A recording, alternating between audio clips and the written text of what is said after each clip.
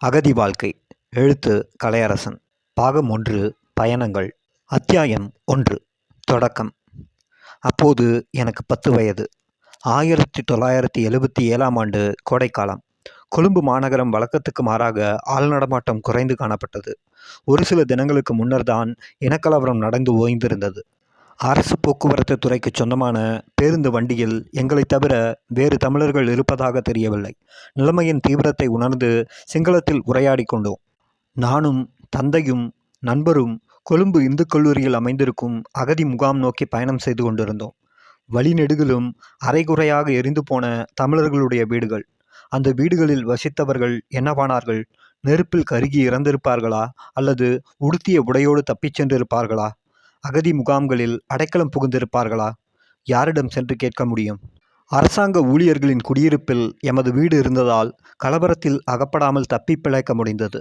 நாங்கள் பயணம் செய்யும் வழிநெடுகிலும் பலர் தாங்கள் நேரில் பார்த்த அல்லது கேள்விப்பட்ட சம்பவங்களை மற்றவர்களுக்கு பகிர்ந்து கொண்டிருந்தார்கள். சிங்கள காடையர்கள் யார் யாரை எங்கெங்கே கொன்றார்கள், எப்படி கொள்ளையடித்தார்கள், யாரையெல்லாம் பாலியல் பலாத்காரம் செய்தார்கள், அனைத்தையும் விவாதித்து கொண்டிருந்தார்கள். பிறகு சேரிகளில் இருந்த சிங்களவர்கள் வசதியான தமிழர்களின் வீடுகளை எரித்து கொள்ளையடித்த சம்பவங்கள், வசதி படைத்த சில தமிழர்களின் வீடுகளில் வேலை செய்த சிங்கள வேலைக்காரர்கள் கலவரத்தை பயன்படுத்தி தமது எஜமானர்களை கொலை செய்த அல்லது காட்டி கொடுத்த விஷயங்கள், விதிவிலக்காக சில கருணையுள்ள சிங்கள பொதுமக்கள் தமிழர்களுக்கு அடைக்கலம் கொடுத்திருந்தனர். தமிழர்கள் அதிகமாக வசித்து வந்த நகர்ப்பகுதியில் தற்காலிக இருப்பிடமாக மாற்றப்பட்ட அகதி முகாம் இருந்தது. பாடசாலை நுழைவாயில்களில் காவல்துறையினர் காவலுக்கு நின்றனர்.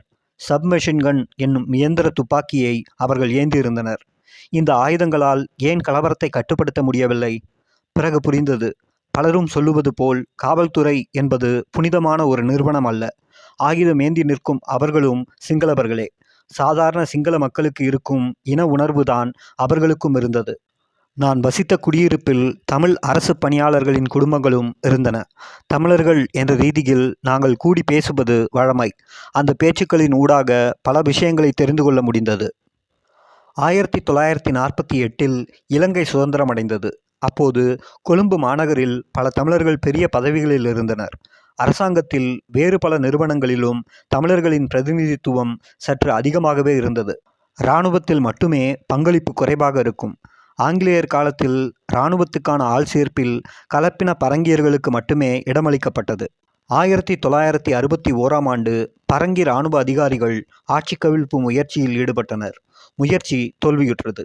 அதன் பிறகு பெருமளவு பரங்கியர்கள் வெளிநாடுகளுக்கு ஓடிவிட்டனர். அந்த சம்பவத்துக்கு பின்னர் இராணுவத்தில் அதிக அளவு சிங்கள இனத்தவர்கள் சேர்த்து கொள்ளப்பட்டனர். கொழும்பில் வசித்த யாழ்ப்பாண தமிழர்கள் தங்களை பல வகையில் தயார்படுத்தி வைத்திருந்தனர். இயல்பாகவே பதவிகள் அவர்களை நாடி சென்றன. இதை காரணம் காட்டி சிங்கள அரசியல்வாதிகள் இனவாதத்தை தூண்டிவிட்டனர். இனக்கலவரங்கள் மூட்டிவிடப்பட்டன. இதற்கு அடுத்த கட்டமாக சிங்கள மொழி மட்டுமே அரசு மொழி என்னும் சட்டம் கொண்டு வரப்பட்டது. ஆங்கிலேயர்கள் இருந்த காலத்தில் அவர்களுடன் பணியாற்றிய அனுபவம் கொண்டிருந்ததால் தமிழர்கள் ஆங்கிலத்தை கற்றிருந்தனர். சிங்களம் சரளமாக தெரிந்தால் மட்டுமே அரசு பதவியில் நிலைக்க முடியும் என்ற சட்டம் வந்தபோது அதை அவர்கள் எதிர்த்தனர். இதனால் பலர் தங்கள் வேலையை இழக்க வேண்டியிருந்தது. சிங்களமயமாக்கல் நாடெங்கும் தொடர்ந்தது. தமிழர்கள் எதிர்ப்பு காட்டிய போது அதை அகம்பாவம் என்று சிங்களவர்கள் புரிந்து கொண்டனர். தமிழரின் ஒவ்வொரு எதிர்ப்புக்கும் பதிலடி கொடுத்தனர். பதிலடி காட்டமானதாக இருந்தது. இனக்கலவரம் வாடிக்கையானது. என் தந்தை அரசாங்க பணியில் இருந்ததால் அகதி முகாமை பார்வையிட எமக்கு விசேஷ அனுமதி கிடைத்திருந்தது. இந்து கல்லூரி அகதி முகாமாக மாறியிருந்தது. 2 மாடிகளில் உள்ள வகுப்பறைகளில் அகதிகள் தங்க வைக்கப்பட்டிருந்தனர். அநேகமாக அனைவரும் உடுத்திய உடையுடன் வந்திருந்தனர். அவர்களில் பலர் வசதியாக வாழ்ந்தவர்கள். டாக்டர், பொறியாளர்கள் என்று கௌரவமான பதவிகளை வகித்து வந்தவர்கள்.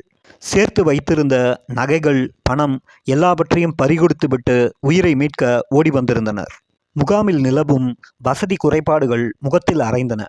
பார்வையிட்டு கொண்டே நகர்ந்தபோது ஓரிடத்தில் சலசலப்பு காணப்பட்டது. கவனித்தேன். 2 குடும்பங்கள் தனித்தனியே பிரிந்து நின்று வாக்குவாதம் செய்து கொண்டிருந்தனர்.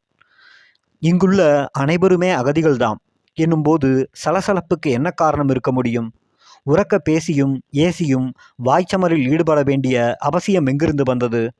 நடுப்பகுதி மட்டும் வெற்றிடமாக இருந்தது. அங்கே சாக்கட்டியால் ஒரு கோடு அழுத்தமாக கீறப்பட்டிருந்தது. அசோகவனத்தில் சீதை கிழித்ததாகச் சொல்லப்படும் கோடு எனக்கு உடனே நினைவுக்கு வந்தது. கோட்டுக்கு இரு பக்கமும் இரு பிரிவினர். கூர்ந்து கவனித்தேன். அவர்களிடையே எந்த வித்தியாசத்தையும் என்னால் கண்டுபிடிக்க முடியவில்லை. சில நிமிடங்கள் கழிந்த பிறகுதான் புரிந்தது. கோட்டுக்கு ஒரு பக்கம் சுவரோடு ஒட்டி நிற்பவர்கள் உயர்ந்த சாதியினர், மறுபக்கத்தில் இருப்பவர்கள் தீண்டத்தகாதவர்கள். இரு குழுவினரும் தற்போது அகதிகள்தாம். என்றாலும் இருவரும் எப்படி ஓரிடத்தில் ஒன்றாக வசிக்க முடியும்? எப்படி சிநேகத்துடன் உரையாடி கொள்ள முடியும்? எப்படி முகம் பார்த்து பேச முடியும்? என்னத்தான் சிங்களவர்களிடம் அடிவாங்கினாலும் அனைத்தையும் இழந்து நின்றாலும் யாழ்ப்பாண தமிழர்கள் சாதி அடையாளத்தை மட்டும் இழக்க மாட்டார்கள் என்பது புரிந்தது. எமது பாடசாலையில் அகதிகள் நீண்ட காலம் தங்கியிருக்கவில்லை. யாழ்ப்பாணத்துக்கு ஒரு கப்பல், மட்டக்களப்புக்கு ஒரு கப்பல் ஏற்பாடு செய்து அரசாங்கம் அகதிகளை அவர்களது பூர்வீக இடங்களுக்கு அனுப்பி வைத்தது.